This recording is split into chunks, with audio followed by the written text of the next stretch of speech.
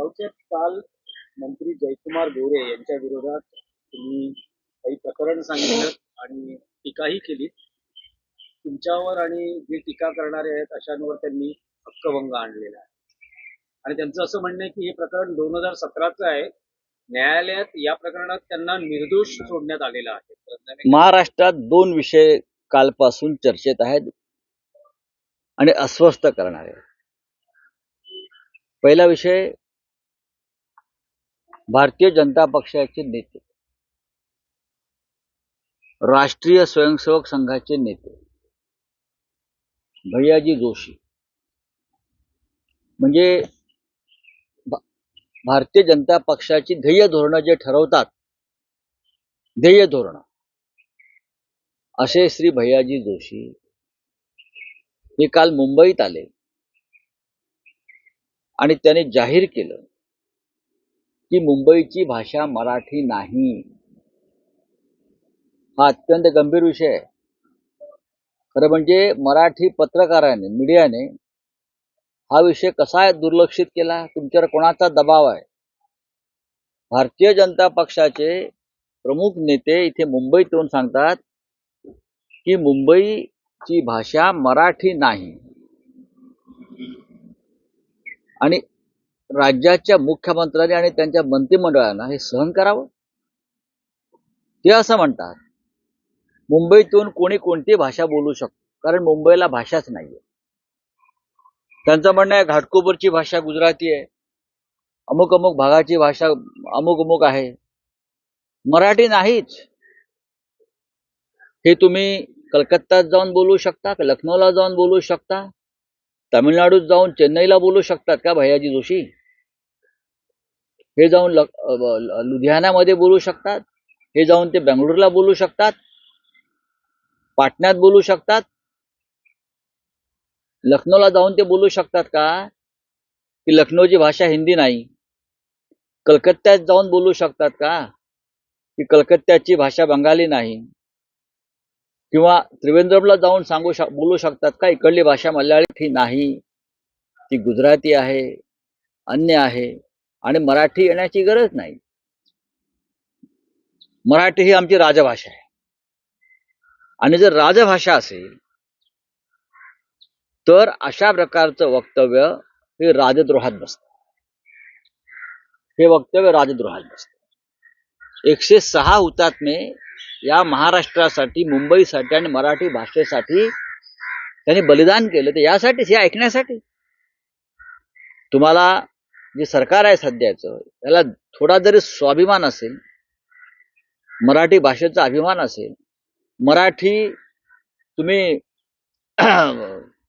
काय राजभाषा गीत सुरू केलंय तुम्ही, बरोबर ना? राज्य गौरव गीत ते गाता, त्याचा शो करता राजकीय. तुम्ही मराठी भाषा गौरव दिवस साजरा करता, तिथे भाषणं करता. आत्ताच झालं ना 8 दिवसापूर्वी. आणि या मुंबईत येऊन प्रमुख नेते तुमच्या पक्षाचे विचारधारा वाहक मुंबईची भाषा मराठी नाही सांगता. हा अपमान नाही का महाराष्ट्राचा, मराठी माणसाचा, मराठी अस्मितेचा, मराठी स्वाभिमानाचा?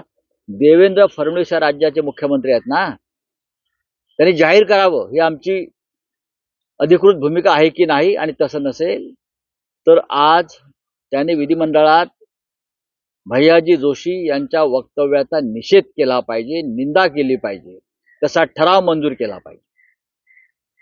महाराष्ट्राचा अपमान तुमच्या तोंडावर कुठे आहेत? ते तुमचे माननीय बाळासाहेब ठाकरे यांचे विचारांचे वारसदार जे सत्तेमध्ये बसलेले आहेत ना, निंदे.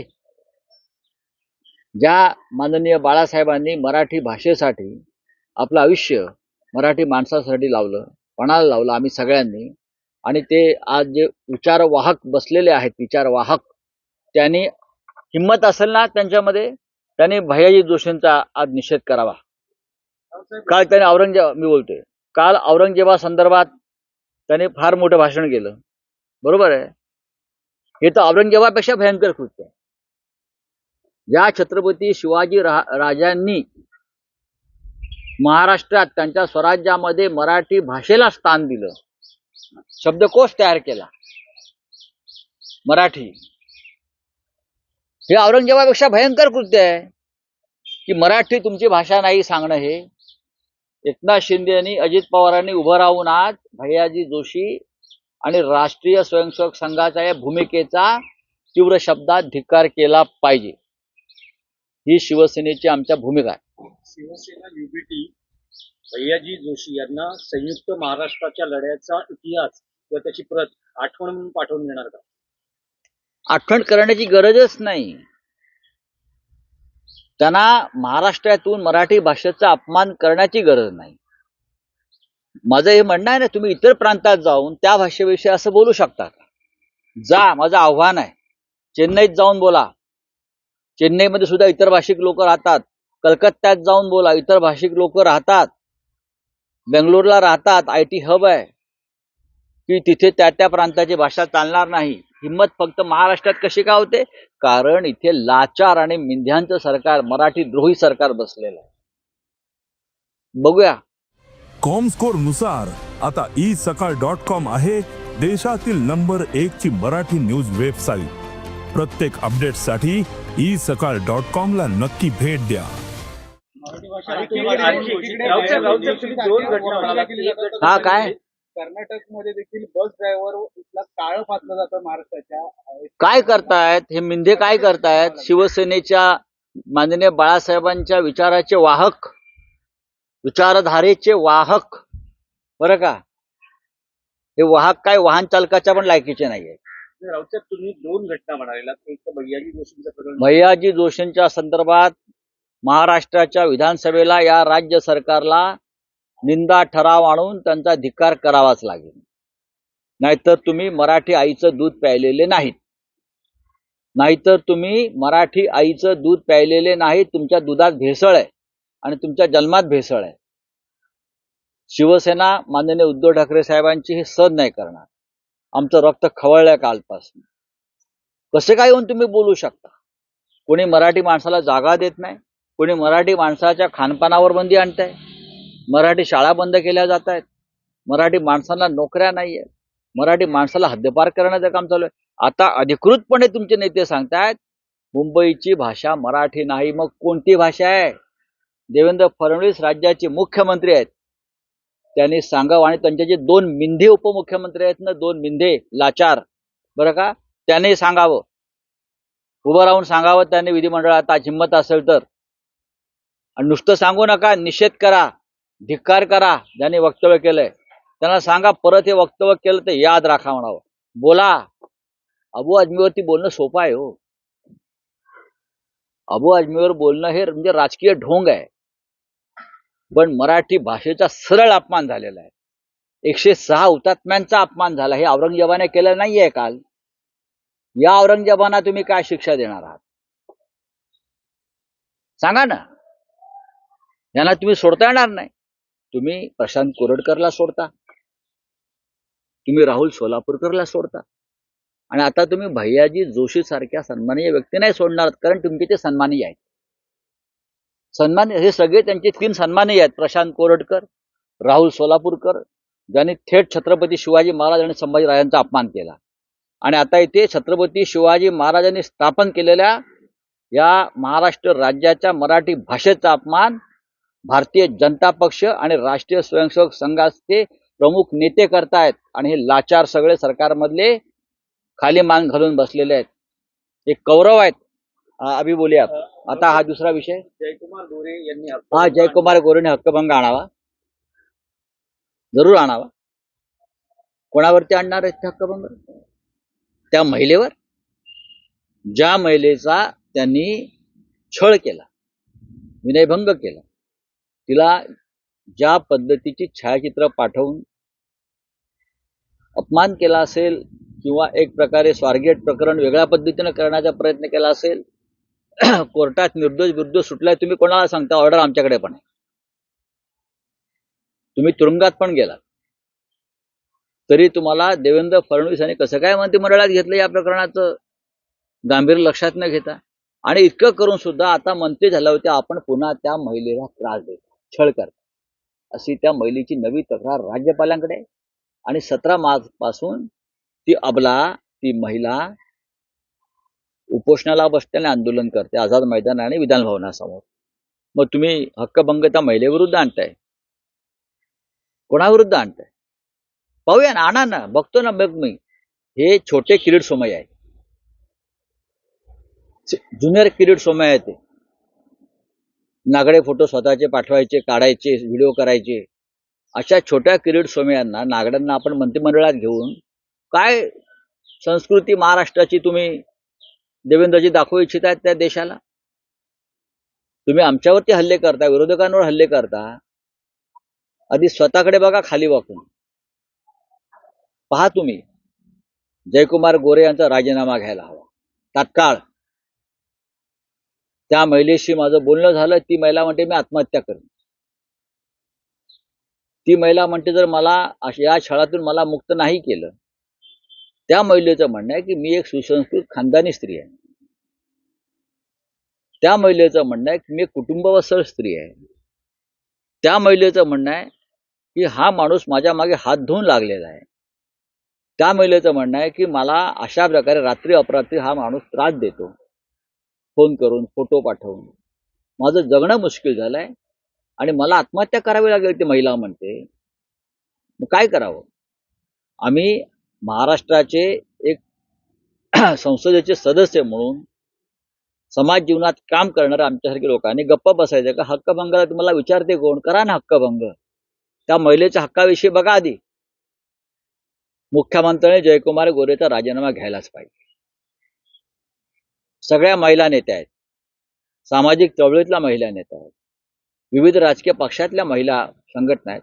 त्यांनी या विषयावरती एकत्र आलं पाहिजे. हा राजकारणाच्या पलीकडचा विषय आहे. राऊत साहेब, राहुल गांधी आज मुंबई दौऱ्यावर आहेत. धारावीमध्ये और क्या आपका कोण? कारवाई करण्यात आलेली आहे. अक्षय शिंदे. हिंदी में कुछ है क्या? मराठी भाषा ही मुंबईची. काल गुलाबराव पाटील विधिमंडळात. मैं हिंदी में बोल रहा हूँ. भारतीय जनता पार्टी के मार्गदर्शक, भारतीय जनता पार्टी के पॉलिसी मेकर, साथ साथ राष्ट्रीय स्वयंसेवक संघ के नेता आदरणीय भैयाजी जोशी कल मुंबई में आए, महाराष्ट्र की राजधानी में आए और यह ऐलान करते हैं कि ये महाराष्ट्र की राजधानी की भाषा मराठी नहीं है, मराठी नहीं हो सकती. यहाँ कोई भी आकर मराठी के बिना रह सकते हैं, काम कर सकते हैं. आपको यह अधिकार किसने दिया इस प्रकार का वक्तव्य करने का? क्या आप कलकत्ता में जाकर बोल सकते हैं कि कलकत्ता की भाषा बंगाली नहीं है? क्या आप कोच्चि और त्रिवेंद्रम में जाकर बोल सकते हो कि यहाँ की भाषा मलयाली नहीं है? क्या आप लखनऊ में जाकर योगी जी के सामने खड़े होकर बोल सकते हो कि लखनऊ की भाषा हिंदी नहीं है? क्या आप पटना में जाकर नीतीश कुमार जी के सामने बोल सकते हो कि पटना की भाषा हिंदी नहीं है? क्या आप चेन्नई में जाकर बोल सकते हो कि यहाँ की भाषा तमिल नहीं है, तेलुगु नहीं है? हाँ, आप पंजाब में जाकर बोल सकते हो, अमृतसर यहाँ की भाषा पंजाबी नहीं है. बेंगलुरु में जाकर बोल सकते हो यहाँ की भाषा कानड़ी नहीं है. आप महाराष्ट्र में आकर बोल रहे हो यहाँ की भाषा मराठी नहीं है. यही आपकी जो मंशा है कि मुंबई तोड़ना चाहते हो महाराष्ट्र से आप.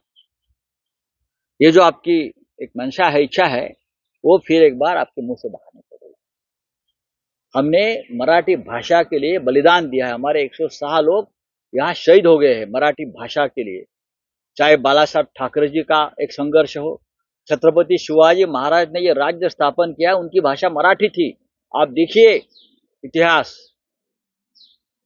तो आज विधानसभा चल रही है. मुख्यमंत्री देवेंद्र फडणवीस और उनके जो लाचार 2 डिप्यूटी सीएम है अजित पवार और एकनाथ शिंदे, अगर हिम्मत है तो आज एक निंदा ठराव लाना चाहिए, रेजोल्यूशन पास होना चाहिए उनके खिलाफ और बोलना चाहिए कि महाराष्ट्र में आकर इस प्रकार की भाषा मत करिए.